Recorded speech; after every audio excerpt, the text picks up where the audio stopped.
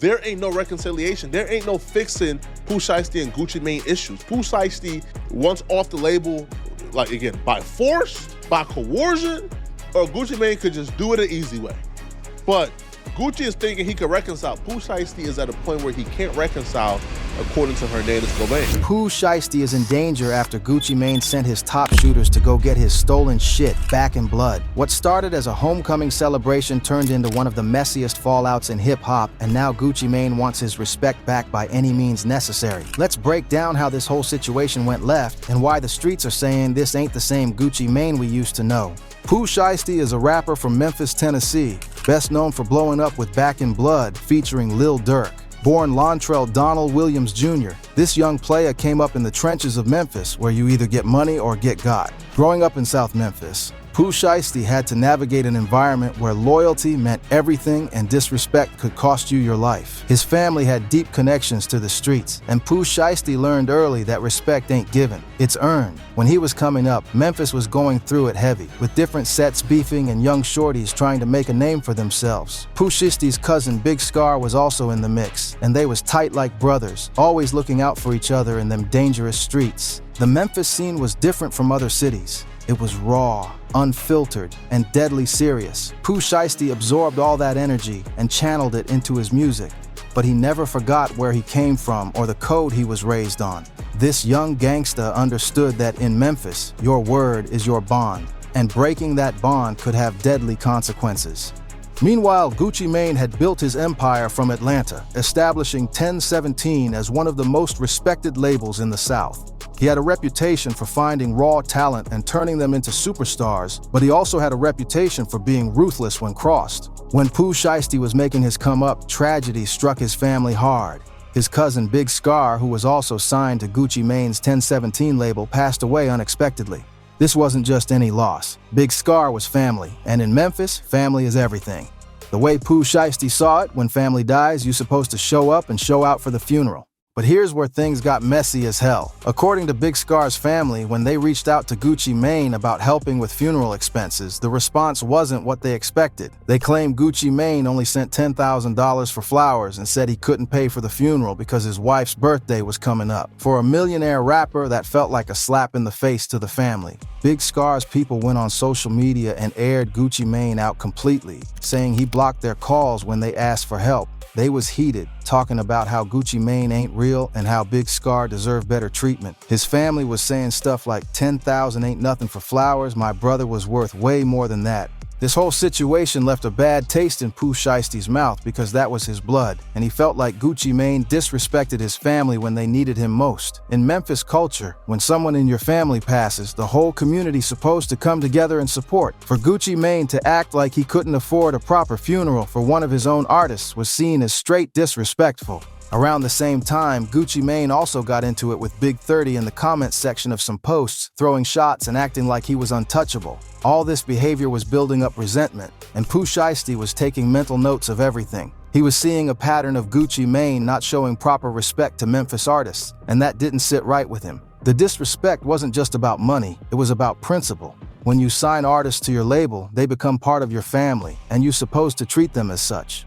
Pooh Shiesty felt like Gucci Mane was treating Memphis artists like they was expendable, and that type of energy was going to come back to bite him. Despite all the drama surrounding Big Scar's funeral, when Pooh Shiesty came home from his legal troubles, Gucci Mane was one of the first people to publicly show him love. On the surface, it looked like everything was cool between them.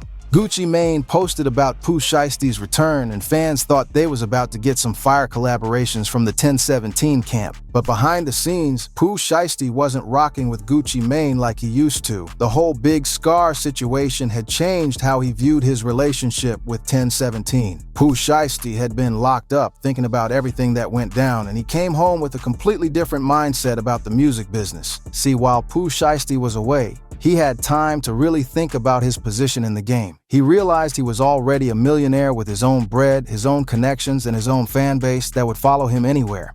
The question became, what could Gucci Mane really do for him that he couldn't do for himself at this point? Pooh Shiesty started looking at the business side of things differently. He was thinking about taking his whole percentage instead of splitting it with a label that he felt didn't respect him or his family. He had proven he could make hits, he had the streets behind him heavy, and he didn't need nobody holding his hand no more. When Gucci Mane reached out about re-signing or working together on new projects, Pooh Shiesty wasn't immediately jumping at the opportunity like before. He was moving different, more calculated, and Gucci Mane could sense the shift in energy immediately. The streets was also talking, saying that Pooh Shiesty had outgrown 1017 and didn't need them no more. Other labels was reaching out, offering better deals and more respect. Yo Gotti's CMG was especially interested, and that made sense since they was both from Memphis and understood the culture better. Pooh Shiesty was also hearing from his people that Gucci Mane had been talking slick about Memphis artists in general, acting like they should be grateful just to be on 1017. That type of arrogance didn't sit well with someone who came from the trenches and earned everything he had. So, in a matter of months, Pooh Shiesty went from being a loyal 1017 artist to questioning everything about his relationship with the label. He had reached a level where he could call his own shots, and that independence was threatening to Gucci Mane's control over the situation. But just as Pooh Shiesty was enjoying his freedom and planning his next moves, he ended up in a heated confrontation with the man who helped put him on the map.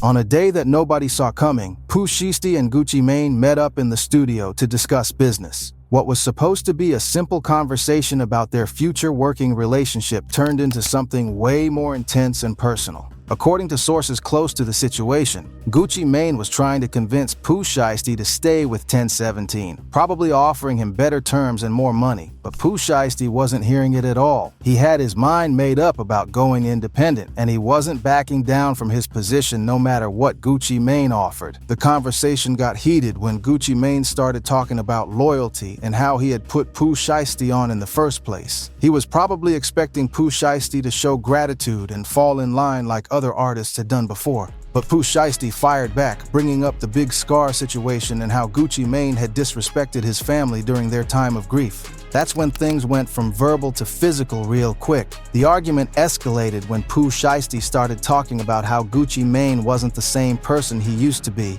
how he had gone soft and wasn't respecting the culture that made him who he was.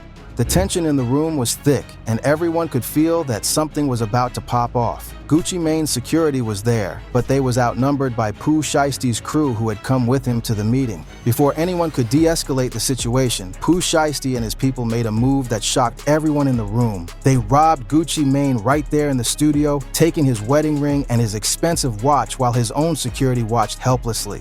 This wasn't just about jewelry. Taking a man's wedding ring is personal as hell. That's his wife's symbol, his commitment, his respect. When you take that, you're sending a message that goes way deeper than money. You're saying that this person ain't untouchable, that they can be violated just like anybody else. The robbery happened so fast that even Gucci Mane's security couldn't prevent it. When you're outnumbered and caught off guard in a confined space, sometimes the best thing you can do is try to leave with your life intact. Pooh Shiesty never denied what happened, but his explanation was simple. Gucci Mane had it coming. From Pooh Shiesty's perspective, Gucci Mane had disrespected his family first with the Big Scar situation, and this was just evening the score in the only language that Gucci Mane would understand. Not only was Gucci Mane dealing with being robbed by his own artist, but he was also facing the embarrassment of having it happen in front of witnesses who would definitely talk about it. The streets started talking immediately, and the story spread like wildfire through social media and the hip-hop community.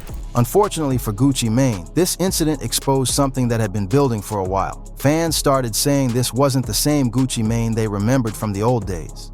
The old Gucci Mane would have handled this situation completely different. He would have slid on Pooh Shiesty immediately, no questions asked, no hesitation. But this new Gucci Mane, the married, reformed, business-minded version, seemed to be moving different. Instead of retaliating right away like the old days, he was calculating his next move, which made some people question if he had gone soft or lost his edge. The streets was talking heavy about how the old Gucci Mane would have never let this slide. They were saying that the old Gucci Mane would have had shooters at Pooh Shiesty's door that same night, ready to handle business the traditional way. But according to sources close to the situation, Gucci Mane was planning something different. Word started spreading through social media that he had already put the word out to his top shooters to handle the situation, but he wanted it done right and clean. Just after the incident, people close to Gucci Mane's camp were saying he was more angry about the disrespect than the actual items that were taken. Having someone rob you in your own studio, in front of your own people, was the ultimate violation of respect. The wedding ring situation was especially personal because that involved his wife, and bringing family into street business was crossing a line that couldn't be uncrossed. Gucci Mane was reportedly telling people that Pooh Shiesty had made this personal and now it had to be handled as such. Social media was going crazy with the story, with some people supporting Pooh Shiesty for standing up for his family, while others was saying he had made a huge mistake by robbing someone with Gucci Mane's connections and resources. Gucci Mane's response to being robbed was a huge test of his reputation in the streets. Even though he had evolved as a person and businessman over the years, the streets still expected him to handle disrespect the old-fashioned way. The loss of his wedding ring and watch wasn't just about material possessions. It was about respect, reputation, and maintaining his position in the game. If he let this slide without any consequences, it would send a message that Gucci Mane could be touched, and that's not a precedent any street legend wants to set. What made this situation even more complex was that Pooh Shiesty had legitimate grievances against Gucci Mane. The way Gucci Mane handled Big Scar's funeral had genuinely hurt Pooh Shiesty's family, and from their perspective, this was payback for that disrespect. But in the streets, there's a code about how you handle business disputes. You don't rob your former boss in his own studio and expect there to be no consequences. Pooh Shiesty had crossed a line that couldn't be uncrossed, and now both sides was locked into a situation that could only end badly. The real tragedy is that this whole situation could have been avoided if communication had been better from the beginning. If Gucci Mane had handled the Big Scar situation with more respect and understanding, none of this would have happened. Unfortunately, fans will probably never know exactly how this situation will be resolved. It could be handled through legal channels, street justice, or maybe even a sit-down where both sides can work things out. But one thing is certain, this beef has changed the relationship between these two Memphis legends forever. Some people in the industry was trying to mediate the situation, knowing that both artists had too much to lose by letting this escalate further. But when respect is on the line and personal family matters are involved, it's hard to find common ground. The streets are watching to see how this plays out, and whatever happens next will define how both Gucci Mane and Pooh Shiesty are remembered in hip-hop history. Will Gucci Mane prove he still has that old energy, or will he handle this through business channels? At the end of the day, both of these artists have families and legacies to protect. Hopefully, cooler heads will prevail, and this situation can be resolved without anyone getting seriously hurt. But if history has taught us anything, it's that when respect is on the line in hip-hop, anything can happen. This situation shows that even in 2026, the streets still have rules that can't be ignored, and mixing business with personal grievances can lead to dangerous consequences that affect everyone involved.